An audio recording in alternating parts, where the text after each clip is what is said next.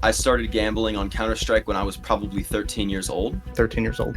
14 years old. I think I was 14. They see their favorite influencer playing on some third-party case opening site, and they just go deeper and deeper into this rabbit hole, and soon they are addicted. Even esports was flooded with gambling. Almost every professional team had a gambling sponsor. If those sponsors weren't permitted, then the tier 2 and beyond seed in CS specifically would likely wither or die. Largely, if you don't have Gamba, you're almost certainly going to be unprofitable. We have to look farther up the food chain than influencers, even than casinos, even than esports leagues. We have to zoom out, see the root cause.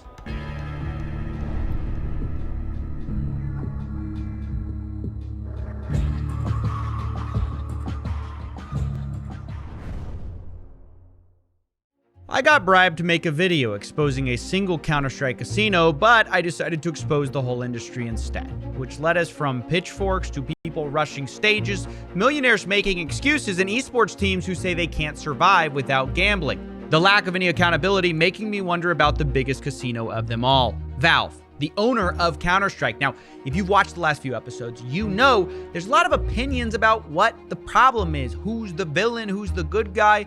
Hardly anyone agrees on anything. But I did find one thing that nearly everyone agrees on. Valve definitely does have an underage gambling problem.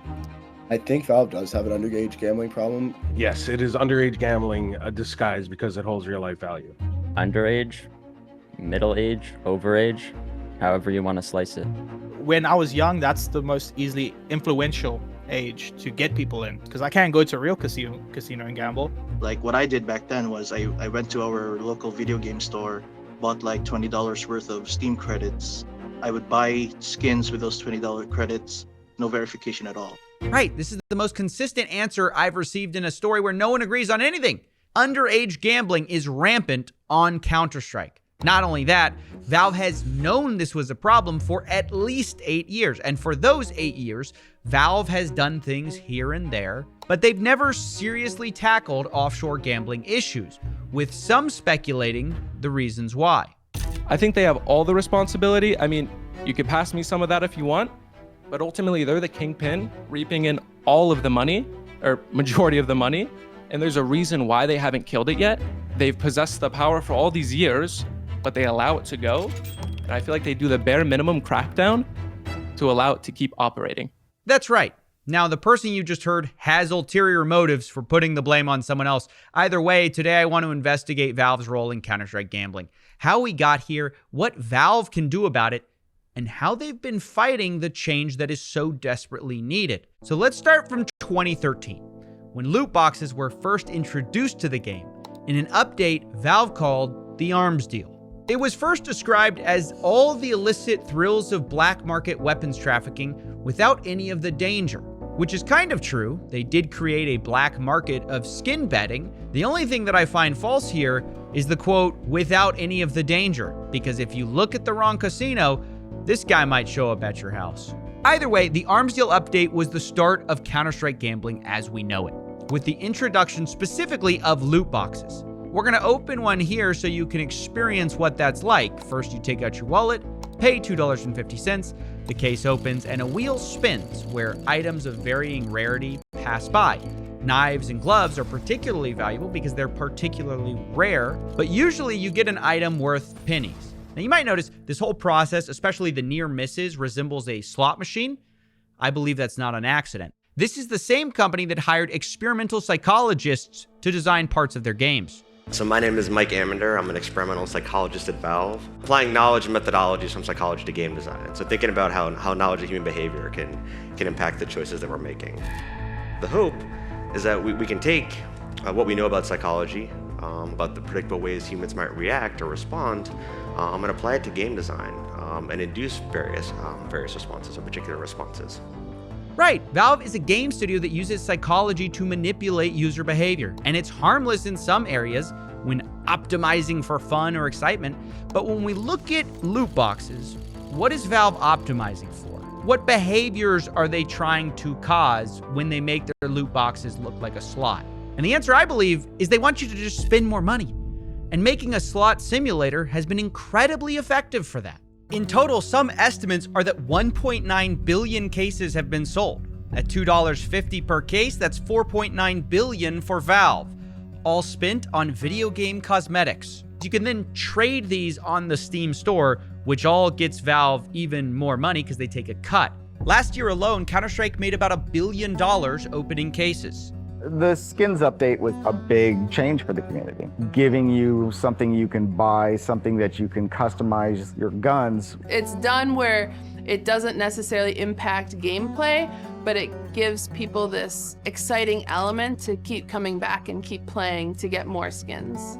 So you might be surprised to learn that although Valve designed a machine that looks like gambling, Valve actually insists that it's not. This is because of a loophole where technically Valve doesn't let you cash out your skins. You can sell them for money for your Steam wallet, but you can't convert that Steam wallet for cash. So the skins are technically worth nothing in the real world. They're just worth something in Steam's marketplace, meaning their slot machine of skins isn't gambling at all, or that's what they would say. The expected value is actually zero. And all that sounds great, except for the fact that obviously you can go to these third-party sites and get real money, real crypto. You can also go sell them on trading websites, which is also a huge part of this economy, where you can go sell your skins for cash. You never have to interface with the slot machine side of it. So this idea that skins aren't worth money is just not true. It's just that Valve isn't directly allowing cash outs, which is a loophole that allows people of all ages to open loot boxes, trade skins for money, all without showing ID. It's worth saying this loophole isn't new. It's the same thing pachinko parlors use in Japan because there, gambling is illegal. But pachinko parlors are gambling, but technically not, because when you gamble, instead of winning cash, you win these small silver balls, which once again, you can't cash out in the parlor. You have to go to a third-party vendor. 換金所が別にあるからそれはなんで別にあるんですか？まあそこでお金のやり取りしたら犯罪なんで、犯罪ってかギャンブルになっちゃうんで、景品をもらうって体で景品をもらってそれを近くの換金所でお金に変えてるからセーフっていう認識です一応。網目をくぐってるみたいな。グレーって言ってました。All reminiscent of exactly what Valve does too. You can't cash it out in the Steam store. You can only cash it out on third-party sites. It's just gambling with extra steps. However, one player of the game explained to me that even this is a pretty weak excuse. Has anyone explained to you the Steam decks? So this right here, it's the maxed out version. I think it's like 650 spent in Steam funds. Now, how do you get Steam funds? You can put money on, you can sell stuff on the store, you can unbox a case, get a $1,000 knife, sell it, and then get this. So items don't have value. How do I buy this? Yeah, he makes a good point. I think it's pointless to argue too long against these loopholes though, because there's millions of arguments, some used by Valve, other used by Counter-Strike casinos, for why gambling isn't gambling. You have Clash's sweepstakes loophole, hype drops, you never lose money loophole. You have CSGO roll saying you can only cash out skins. Everyone in this story, from casinos to Valve, is using legal loopholes. So instead of trying to legal eagle all of them, I'm just appealing to your common sense. If it looks like gambling, mimics gambling, and the players say it's gambling, it's gambling. Now that we understand this, let's take a look at one of Valve's strangest positions they've ever had to take. See, back in 2016, when gambling sites hit mainstream news for scamming a bunch of their users and underage gambling, Valve looked really bad and said they were going to put a stop to Steam users who run a gambling business. To do this, they sent out several cease and desist letters, and some of those sites ceased, but others didn't. 8 years later, some of the same casino sites are still operating. Meanwhile, influencers are clearly still getting paid millions of dollars. Esports teams are still sponsored by many of these gambling businesses that Valve supposedly wants to shut down. This is where we come to a question. Why does Valve say they want to shut down gambling, but they fail to actually do it? Some will say they can't. Like, these offshore casinos are literally impossible to stop, but I don't buy that. This is the same company who will happily destroy parents in court who sue them for pushing gambling. Where's Valve's legal appetite to go after these offshore casinos? I don't know. It seems to me they could have banned this all a long time ago using any number of IP arguments, legal attacks, or simply software patches. Why they haven't is where we have to get into speculation. I have two thoughts as to why.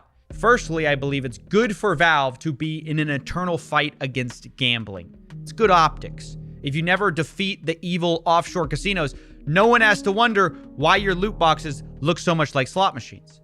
We got to defeat the evil offshore casino guys first, guys. In fact, this is the exact attitude they had in 2016. It feels like Valve itself has specifically designed this game to operate almost exactly like a slot machine. Even back then, Valve got a lot of heat for exactly the same things we're talking about now, but everyone felt that the casinos were doing worse things. So before we demanded change from Valve, everyone felt that we should address the casino problem first. And Valve was happy to play the hero and send those cease and desist letters out. So if you can always pass the buck to someone more shady than you and say you're working on it, it's easy to avoid problems at home. That's my first guess. But there's a second, maybe more insidious answer. Shutting down offshore gambling is just not a priority because it's not very profitable. It may even cost Valve money, even though they probably would deny this and say they don't have the data. You see, Valve may profit from these casinos indirectly. That is according to the journalist at People Makes Games. They made this argument better than I ever could, and I'm going to use a portion of their great documentary here.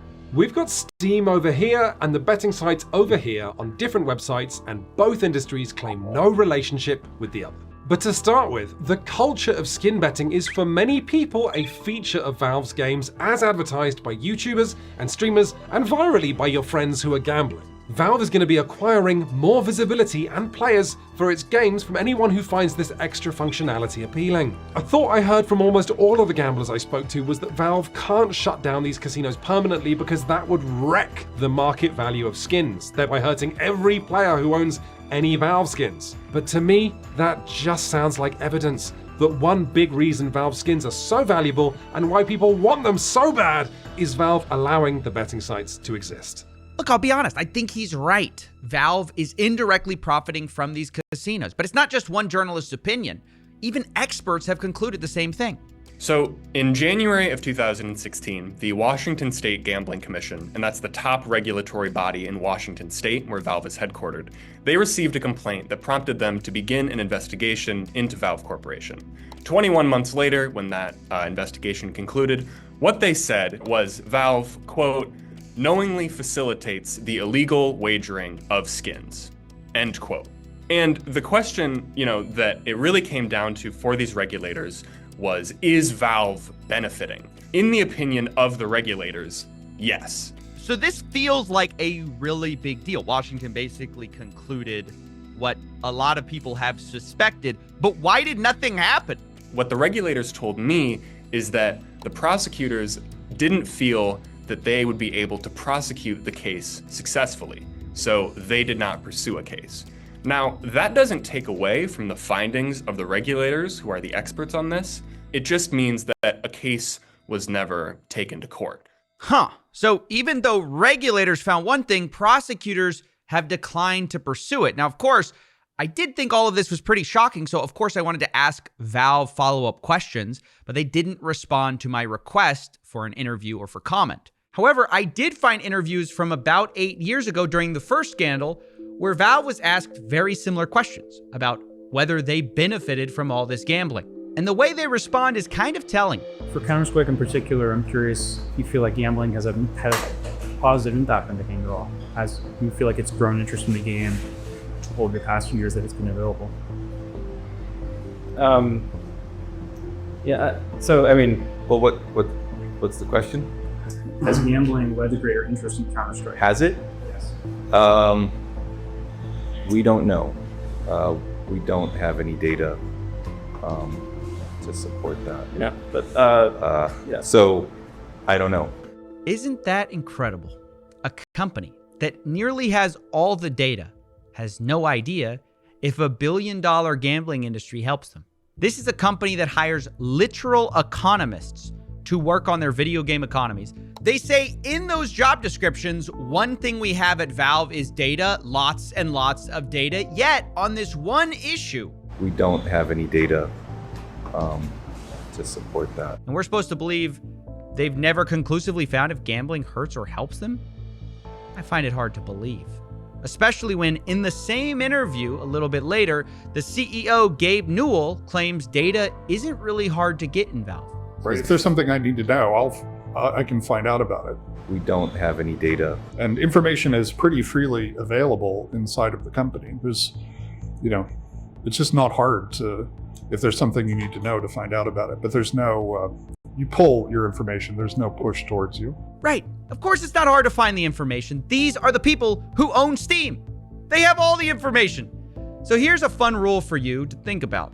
Anytime a company with this much data tells you, we don't have the data, it means we don't like what the data says, or we don't want to know what the data says, so we've avoided looking. And by the way, Valve admits only moments later that the Counter-Strike player base goes up when Valve releases things that make the game, quote, a stickier experience. That growth in the player base typically comes either after the game has been on sale, or after we've added some features to the game that make the game a stickier experience. Okay, we're getting somewhere. Growth happens when Valve makes their game a stickier experience. Now, I've got a follow-up. What's a stickier experience than a casino? It's so sticky, people have a problem stopping. You can't honestly say our player base grows with a stickier experience, and also we have no data that gambling has grown interest in Counter-Strike, because those two sentences are not compatible. And oh, by the way, we've been fighting gambling for 8 years and we keep getting outsmarted by 20-something-year-olds in Curacao. Like, you're just not trying that hard then. But we've even got more evidence for their lack of effort here, because Valve will occasionally take action on casinos, most often when they've been pressured to do so by bad press. Just take the PGL Majors, which started this whole thing. It was a horrible look for Valve, directly caused by the casinos. The result of that was almost immediately an update released only days later that for the first time in a while actually did something. Basically, Valve made it so that when you traded something in Counter-Strike, it was hard to then gamble that item. Basically, they changed a way that items showed up in your inventory. I'm not going to go into too much detail, but it kind of messed up the way casinos were tracking items. Now, the end result of this is that casinos, along with skin traders in general, are slightly punished. Now, my point here is this patch could have been done at any time. The reason it happened a few days after the PGL Major was this disruption. This was a clear signal from Valve to the casinos. You stepped out of line, you caused trouble, we'll cause you trouble, right? I should note, the casinos are going to find workarounds to this, but there aren't infinite workarounds. It's obvious to everyone, including the casinos, that if Valve really wanted to shut them down, they could, since Valve ultimately controls the ecosystem by which everyone trades and tracks items. So if they wanted to definitively shut down the casinos, they could, but it just is going to require work. Work that Valve doesn't seem to have a huge appetite to do, maybe because it would impact other players, maybe because they just historically haven't done that work unless they're forced to by press, governments, or the casinos themselves to do so. Now look, it might feel like I'm being a little harsh towards Valve here, or I'm putting a lot of the responsibility on them. And if it feels that way, it's because I am. I do think they need to be the ones to change for two reasons. One, no matter where you look in the chain of responsibility from influencers all the way to governments, everything points to them. Valve is easily the most equipped to solve things because they are a single stakeholder. Everywhere else you look, there's coordination problems. At the influencer level, if you don't take Gamba money, other influencers will. At the casino level, you want to be more regulated, your competitor doesn't. Even at the esports level, you don't take a gambling sponsorship, your competitor will. Even at the government level, if one country bans it, just take a VPN somewhere else where it's not banned. Not to mention, even when governments do ban it, and by the way, I think they should be part of the solution, but even when they do ban it, Valve can try to maliciously avoid regulation with new loopholes, which is not a hypothetical. They've literally done this. In France, for instance, where loot boxes that can be traded for money are banned, Valve updated their game just in France to put in what they call an X-ray scanner, where you can see the contents of your loot box before you open it, making the results technically not random.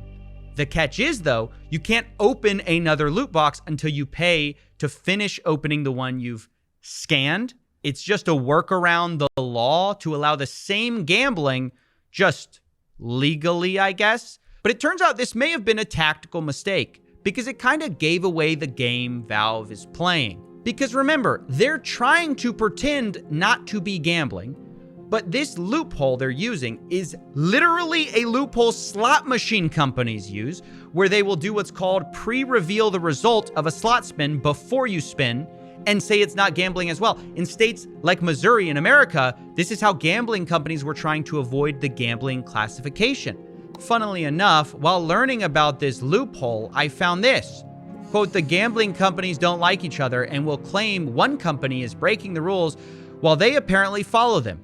I'm getting flashbacks to this story as well. But the point is, if Valve is resorting to using gambling companies' loopholes, from the pachinko parlor loophole to the pre-spin loophole, what does that say about what they're selling? Even Valve's own users are realizing this. In a post about the French law where they dodged it with this pre-reveal, people are saying, quote, they seriously skirted the laws that stupidly easily. Sounds like Valve is using loopholes taken straight from casinos. So that's why I'm saying, yes, countries should regulate predatory loot boxes designed as slot machines. Yes, influencers shouldn't take dirty deals. Yes, casinos should in theory self-regulate. But if we're looking where to lay out a plan to fix Valve's underage gambling problem, it all comes back to Valve. No one else can unilaterally shut this down except for them. And at the same time, no one stands to make so much money from keeping it open and lying about what exactly these cases are, using the same arguments casinos have been making for decades as Valve. And that's why I'm being so harsh, because frankly, they deserve it. This isn't some indie video game studio that's struggling to survive. Valve is pound for pound one of the most profitable companies in the world, period. Not just because of gambling, in spite of it. With just Steam, they're already larger than most publicly traded gaming companies, affecting millions of people a day without gambling. So it isn't crazy to expect basic responsibility from a company who touches so many lives. Unfortunately, Valve is not only uniquely able to take action, they're also uniquely equipped to avoid it. They're privately owned, an international company, and are known for not responding to journalists in situations like this or reacting to the press in any way. So for my last argument, I'm not going to say a word. I'm just going to let Daddy Gabe do the talking in the hopes of inspiring some change at this megacorp. Here's Gabe's thoughts on Valve and their responsibility. People at Valve have to get used to working without a safety net. Yeah. There's nothing between you and a customer. You can do something. You can come in that morning and by 2 o'clock in the afternoon, you have a million customers, right? And they're all emailing you. They're all me emailing you. And you probably should fix it, right? But nobody's looking over your shoulder. And for some people, that's liberating. And for some people, it's terrifying. Yeah, I really can't think of anything that better captures the Valve gambling story. You've screwed 1 million customers. You should probably fix it, but no one's looking over your shoulder. It has been 8 years since Valve set out to end these black market casinos built around their game. And still, the industry is alive and well. In fact, the harassment and threats in that industry are worse than ever. Meanwhile, Counter-Strike's own competitive players, influencers, and casinos all say there's an underage gambling problem, but Valve seems no closer to fixing that either. Maybe that's because the only way to fix it is to acknowledge that Counter-Strike's loot boxes are a little too close to slot machines. And look, I'm not even saying that if they want to go that route, they can't. But at least ID your customers, at least acknowledge what it actually is.